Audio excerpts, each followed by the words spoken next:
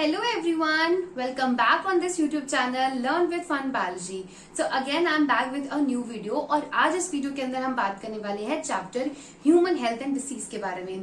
So human health and disease में सबसे पहले हम इस चैप्टर का जो नाम है उसका मीनिंग समझ लेते हैं कि इसका मतलब क्या है। सबसे पहला आता है ह्यूमन हेल्थ। तो पहले तो हमें ये पता होना चाहिए कि ह्यूमन हेल्थ है क्या, तभी तो हम डिसीज के बारे में बता पाएंगे।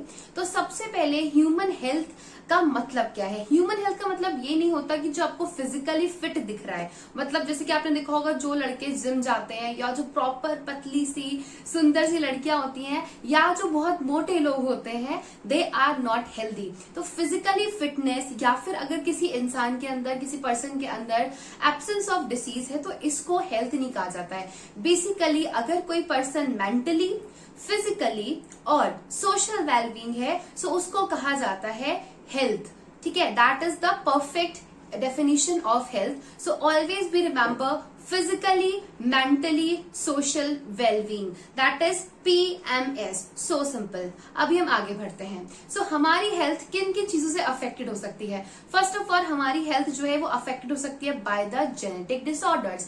What are the genetic disorders? जो डिसऑर्डर्स बचपन से होते हैं, पहली चीज। और दूसरी इंपॉर्टेंट चीज ये है कि जो हमारे पेरेंट्स से हमारे अंदर आते हैं, जेनेटिकली आते हैं, उसको कहा जाता है genetic disorder. The second one is the infections. Infections जो कि ओवरऑल होते रहते हैं, जैसे कि फॉर एग्जाम्पल अगर हम वायरल इन्फेक्शन देखें तो सबसे simple common is fever, cold. तो ये एक वायरल इन्फेक्शन है।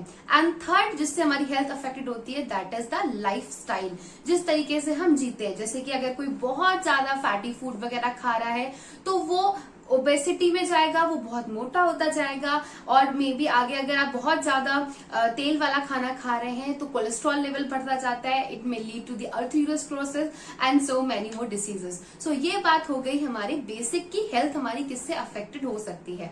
Now the second point, human health word का मतलब तो आई थिंक सबको समझ में आ गया होगा। नाउ अब हम बात करेंगे डिसीज के बारे में।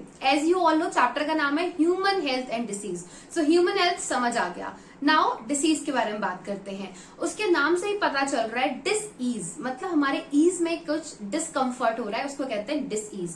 डिसीज जो है वो दो टाइप की होती है। The first one is the congenital disorders या कंजेनाइटल डिसीज, जो कि बचपन से होती हैं, उनको कहते हैं। जैसे कि मेटाबॉलिक डिसऑर्डर्स होते हैं, they are the congenital diseases. ठीक है, उसके बाद move to the next, that is the acquired diseases. Acquired मतलब कि जो हमने एक्वायर करी है, खुद से ली है। इसको हमने दो कैटेगरी में डिवाइड किया है। First one is infectious, the second one is the non infectious.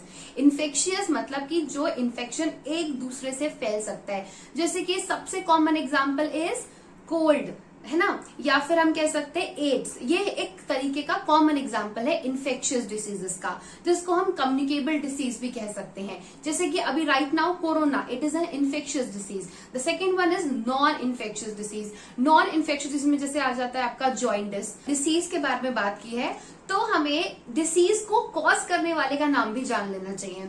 सो एक पर्टिकुलर वर्ड कहा जाता है पैथोजन।